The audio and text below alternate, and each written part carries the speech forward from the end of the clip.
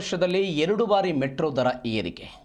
ಜನರ ಪರ ಹೋರಾಡಿದ ಸಂಸದರನ್ನ ಬಂಧಿಸಿದ್ದು ಖಂಡನೀಯ ವಿಚಾರ. ರಾಜ್ಯ ಸರ್ಕಾರದ ಬಜೆಟ್ನಲ್ಲಿ ಮೆಟ್ರೋಗೆ ಅನುದಾನವಿಲ್ಲ ಅಂತ ಮುಖ್ಯಮಂತ್ರಿಗಳ ವಿರುದ್ಧ ಮಾಜಿ ಸಂಸದ ಪ್ರತಾಪ್ ಸಿಂಹ ವಾಗ್ದಾಳಿ ನಡೆಸಿದ್ದಾರೆ. 17 ಬಜೆಟ್ ಮಂಡಿಸಿದ್ರು ಆರ್ಥಿಕ ಗಂಧಗಾಳಿ ಗೊತ್ತಿಲ್ಲ ಮುಖ್ಯಮಂತ್ರಿಗಳಿಗೆ. ಪ್ರಶ್ನಿಸಿದ್ರೆ ಅರೆಸ್ಟ್ ಮಾಡ್ತೀರಿ, ನೀವೆಷ್ಟು ಹೇಳಿ ಮುಖ್ಯಮಂತ್ರಿಗಳು. ಸಿಎಂ ಸಿದ್ದರಾಮಯ್ಯನವರ ವಿರುದ್ಧ ಪ್ರತಾಪ್ ಸಿಂಹ ದಾವಣಗೆರೆಯಲ್ಲಿ ಆಕ್ರೋಶ ಹೊರಹಾಕಿದ್ದಾರೆ. ಇದರ ಜೊತೆಗೆ ತೇಜಸ್ವಿ ಸೂರ್ಯ ಬಂಧನಕ್ಕೂ ಕೂಡ ಅವರು ಆಕ್ರೋಶವನ್ನು ಹೊರಹಾಕಿದರು.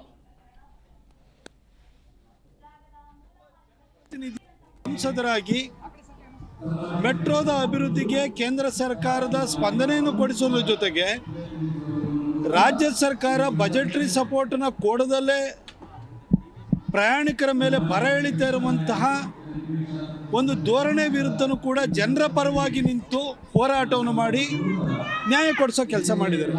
ಆದರೆ ಇವತ್ತು ಈ ರಾಜ್ಯ ಸರ್ಕಾರದ ಖಜಾನೆ ಖಾಲಿಯಾಗಿದೆ, ಖಾಲಿ ಡಬ್ಬ ಅಲ್ಲಾಡಿಸ್ತಾ ಇದ್ದಾರೆ ಅಂತ ಹೇಳಿ ಸಾಂಕೇತಿಕವಾಗಿ ಖಾಲಿ ಟ್ರಂಕನ್ನು ಹಿಡಿದು ಅವರು ಪ್ರತಿಭಟನೆಯನ್ನು ಸಲ್ಲಿಸ್ತಾ ಇದ್ದಾರೆ. ಅವರನ್ನೇ ಅರೆಸ್ಟ್ ಮಾಡಿರುವಂಥದ್ದು.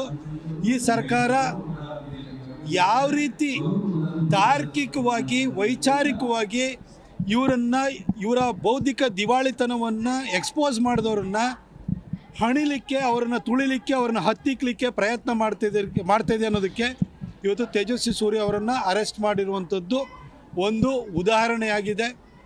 ತೇಜಸ್ವಿ ಸೂರ್ಯ ಸಮಸ್ತ ಬೆಂಗಳೂರಿಗರ ಪರವಾಗಿ ಹೋರಾಟವನ್ನು ಮಾಡಿದ್ದಾರೆ. ಅಲ್ಲಿನ ಪ್ರಯಾಣಿಕರ ಮೇಲೆ ನಡೀತಾ ಇರುವಂಥ ದೌರ್ಜನ್ಯದ ವಿರುದ್ಧ ಹೋರಾಟ ಮಾಡಿದ್ದಾರೆ. ಸಿದ್ದರಾಮಯ್ಯನವರೇ, ನೀವೊಬ್ಬ ಯಂಗ್ಸ್ಟರ್ ಆಗಿ 1983ರಲ್ಲಿ ಬಂದಂಥವ್ರು. ನೀವು 17 ಬಜೆಟನ್ನು ಮಂಡಿಸಿ ಈಗ 18ನೇ ಬಜೆಟನ್ನು ಮಂಡ್ಸೋಕ್ಕೆ ಸಿದ್ಧರಾಗಿದ್ದೀರಿ.